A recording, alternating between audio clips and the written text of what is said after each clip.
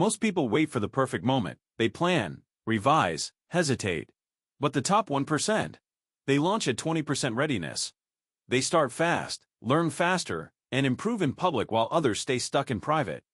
The difference isn't that they never fail, they just treat failure differently. They don't personalize it. They analyze it. Every setback is seen as feedback, not defeat. That's why they grow faster.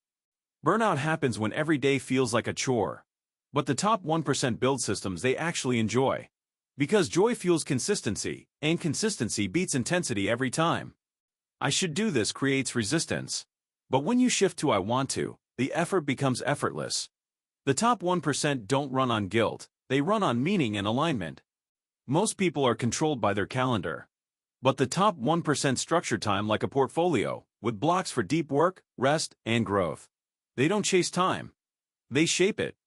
Discipline is just the entry ticket. These 5 habits? That's what separate the top 1% from everyone else.